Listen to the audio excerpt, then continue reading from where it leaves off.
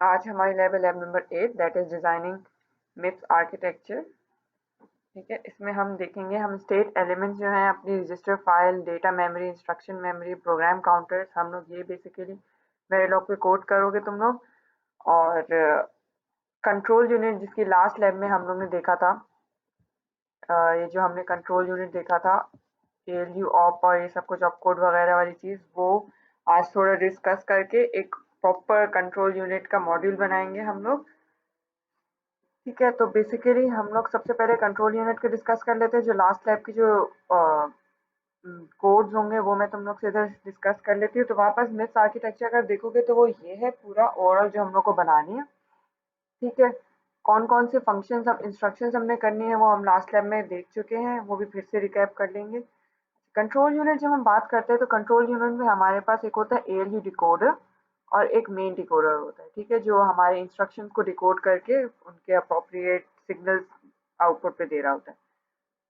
नहीं, तो मेरे पास जो कंट्रोल यूनिट है ये पूरा जो होगा इसके अंदर ऑलरेडी दो मॉड्यूल्स होंगे, जो कि एएलयू डिकोडर होगा और मेन डिकोडर होगा।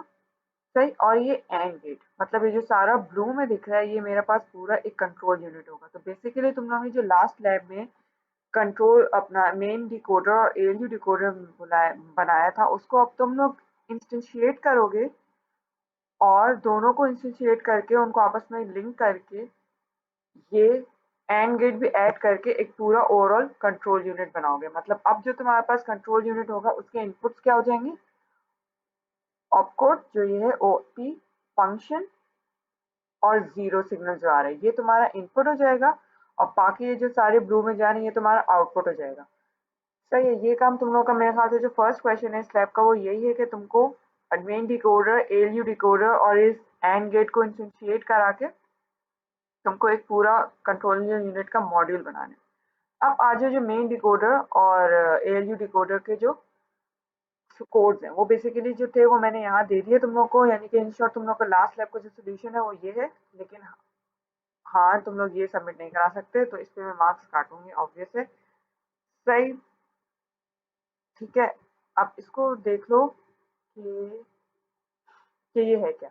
अब मैंने लास्ट टाइम बोला था कि तुम लोग का ये है मेन, जो तुम्हारा ए मेन जो डिकोडर है उसका ट्रुथ टेबल जिसके हवाले से तुम लोग को कोडिंग करनी होगी। तो सिंपल केस का वो लगना है, केस स्टेटमेंट लगनी है यहाँ पे। और एएलयू डिकोडर में तुम लोग जाओगे, मेन डिकोडर पे अगर जाओगे तो ये तुम्हारे पास मेन डिकोडर है, उसका इनपुट सिंपल एक ऑपकोड था, आउटपुट वो सारे जो सिग्नल्स थे अप्रोप्रिएट के रजिस्टर रेज राइट कर रहा है, क्या कर रहा है, जंप कर रहा है, एएलयू ऑफ क्या दे रहा है वो याद है। तो मैंने कहा कि सारे अलग अलग करने के बजाय मैंने बोला ठीक है मैं एक ही रेज ले लेती हूँ, कंट्रोल इंटरनल एक रजिस्टर ले लेती हूँ जो कि 9 बिट्स का होगा, और मैंने सारे कॉन्केटिनेट कर दिए जो मेरे आउटपुट जा रहे थे इक्वल्स टू कंट्रोल। तो ये मेरी एक तरह की कोडिंग है, तुम लोग अलग अलग भी दे सकते हो। ये सिंपल ये है कि अब तुमको कंट्रोल को वैल्यूज देनी होंगी और वो ऑलरेडी मैंने कॉन्केटिनेट की हुई सिग्नल, उस हिसाब से सारी वैल्यूज जो होंगी वो इनके रिस्पेक्टिव वेरिएबल्स में चला जाएगा। तो सिंपल मैंने कहा ऑलवेज एट कुछ भी केस ऑपकोड देखो। ठीक है, और ऑपकोड अगर ये है तो कंट्रोल की वैल्यू ये कर दो। अब इसको पढ़ेंगे किस तरह के, वन जो है वो रेज राइट पे जाएगा, वन जो है रेज डेस्टिनेशन पे जाएगा, zero ALU source, zero branch, zero ma'am right. तो एक एक बिट करके ये अपनी सारी 9 बिट्स कंप्लीट कर देगा। ठीक है, इसी तरह मेरे पास डिफॉल्ट है 9, डोंट केयर डिफॉल्ट देना होता है वो हम ऑलरेडी पढ़ चुके हैं। एन केस सिंपल, ये बहुत ही सिंपल सा था एएलयू डिकोडर। इसी तरह मेरे पास ये मेन डिकोडर था, एएलयू डिकोडर भी इसी तरह होगा। जो तुम्हारा ट्रुथ टेबल गिवन थे उनको देख के कि पहले एएलयू ऑफ देखो, अगर ये है तो ऐड कर दो, ये है तो सब्ट्रैक्ट कर दो, वरना क्या करो, वरना वो फंक्शन को देखो और फिर ये सारे काम करो। तो वही मैंने यहाँ पे इसका केस स्टेटमेंट डाल के केस एएलयू आपको देखा, अगर ये है 0 0 है तो एएलयू कंट्रोल जो आउटपुट है उसकी वैल्यू ये कर दो, जो ट्रुथ टेबल जो गिवन है उसकी वैल्यू। अगर ये है तो एएलयू कंट्रोल की वैल्यू ये असाइन कर दो। डिफॉल्ट केस फंक्शन को देखेगा, अगर इन दोनों में से कोई नहीं है तो बाय डिफॉल्ट ही वो फंक्शन को देख रहा होगा। तो अगर ये फंक्शन की वैल्यू तो अगेन ये हो जाएगा, ये करके डिफॉल्ट जो है ओवरऑल जो केस का होगा वो मैंने 3 बाइनरी ट्रिपल एक्स जो डोंट केयर वो दे दिया। देन एंड केस मेरे पास मॉड्यूल एंड मॉड्यूल हो गया। तो ये हमारे जो दो लैब के पिछली लैब के जो सवाल थे उनका सोल्यूशन हो गया है। ठीक है, अब आगे चलो जो हमारा इस लैब का पार्ट है। इस लैब में हमने देखने हैं जो स्टेट एलिमेंट्स हैं मिप्स के, जो कि बेसिकली स्टेट ऑफ तुम्हारे जो मिप्स होगा वो बता रहे होंगे कि मेमोरी राइट हो रही है, मेमोरी रीड हो रही है, कौन से स्टेट में भी तुम्हारे पास तुम्हारा प्रोसेसर चल रहा है, वो हमारी ये 4 स्टेट का जो डिफाइन करेंगे। तुम्हारे पास एक प्रोग्राम काउंटर है, इंस्ट्रक्शन मेमोरी है, रजिस्टर फाइल है, डेटा मेमोरी। ये 4 एलिमेंट्स हैं जो मतलब हमारे पास अब कौन से होंगे, ये 4 मॉड्यूल्स हम लोग को वेरिलॉग पे कोड करने हैं। प्रोग्राम काउंटर सिंपल क्या है, एक डी फ्लिप फ्लॉप। ठीक है, मतलब ये वैल्यू आगे जा रही है ऑलवेज एट पॉजिटिव क्लॉक। ठीक है, प्रोग्राम काउंटर जो है तुम्हारे पास 32 बिट का इनपुट लेगा, जो इंस्ट्रक्शन होगी हमारी नेक्स्ट इंस्ट्रक्शन ये वाली है पीसी डैश। आगे जो होगी पीसी जो है ये करंट इंस्ट्रक्शन जो अभी जा रही है। तो इसका कोड जो होगा सिंपल सा डी फ्लिप फ्लॉप वाला है कि always at posedge clock या और पॉज एज रीसेट। अगर रीसेट की वैल्यू 1 है तो तुम्हारे पास पीसी क्या हो जाएगा 0। अगर रीसेट की वैल्यू 1 नहीं है दैट इज एल्स पीसी की वैल्यू पीसी डैश कर दे। सिंपल जो इनपुट पे आ रहा है वही आउटपुट पे चला जाएगा। ये है। अब आ जाओ तुम्हारी इंस्ट्रक्शन मेमोरी है। इंस्ट्रक्शन मेमोरी क्या करती है कि it takes 32 bit instruction address input और आउटपुट पे वो क्या कह देता है 32 बिट की इंस्ट्रक्शन जो होती है उस एड्रेस पे वो आउटपुट पे भेज देता है। तो अब इसका क्या होगा कि सबसे पहले तो तुम्हें मेमोरी बनानी होगी कि तुम्हें पूरी एक एरे बनानी होगी। ठीक है, वो भी आगे देखते हैं क्या करता है।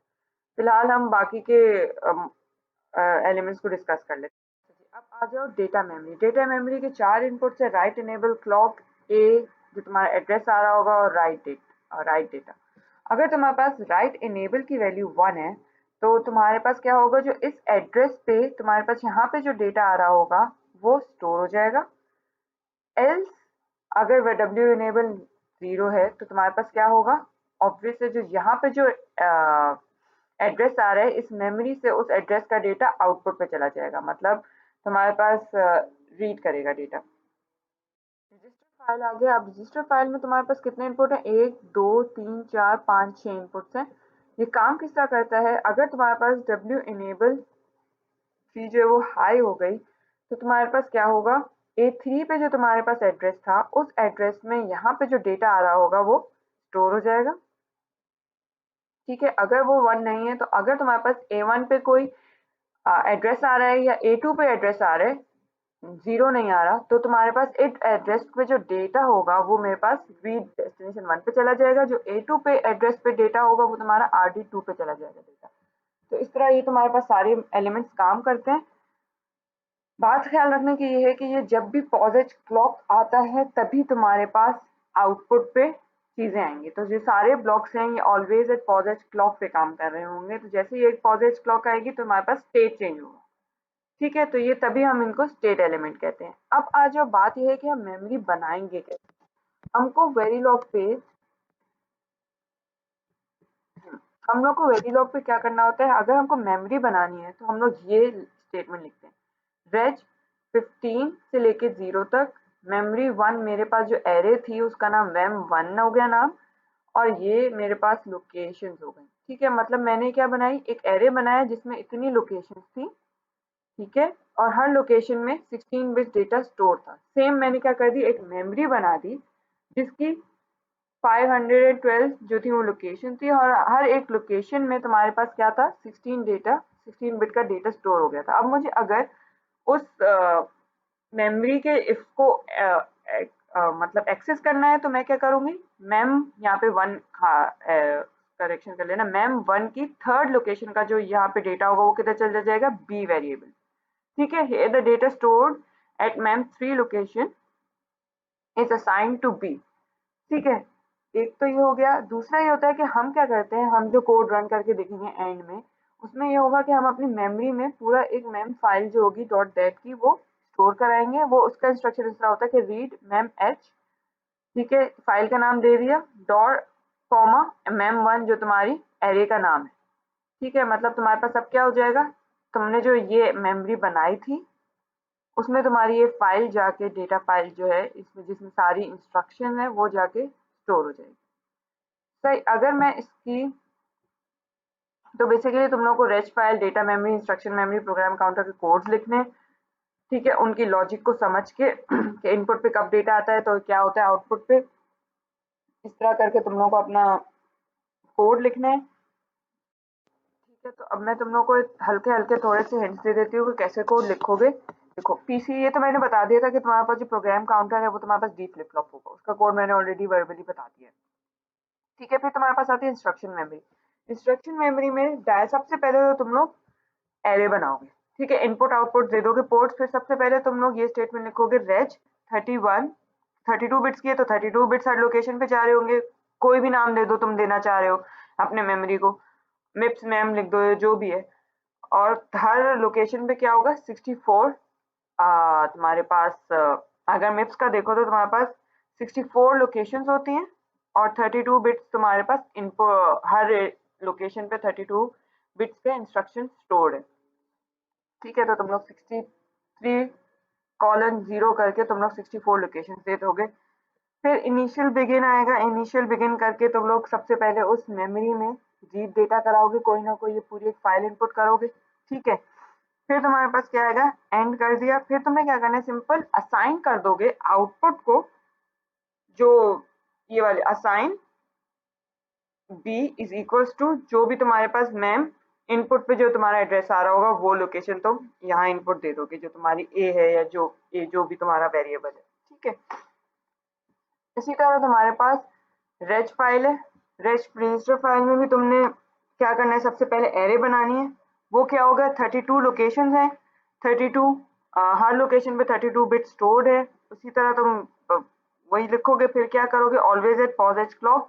अगर डब्ल्यू इनेबल की वैल्यू 1 है तो क्या करोगे, यहाँ पे जो डेटा आ रहा है डब्ल्यू डी पे, अगर तुम्हारे पास डब्ल्यू इनेबल की वैल्यू 1 है तो तुम क्या करोगे, जो यहाँ पे डेटा आ रहा है वो इधर स्टोर हो जाएगा। मतलब कि तुम्हारे पास आ, इस रजिस्टर में जो तुम लोग सबसे पहले एक रजिस्टर बनाओगे जिसका नाम तुमने दे दिया होगा, एरे का नाम तुमने रेज फाइल REGF दे दिया है, तो तुम क्या करोगे, REGF की ए थर्ड पोजीशन पे, ए थर्ड लोकेशन पे असाइन कर दो कौन सी वैल्यू, WD3 की।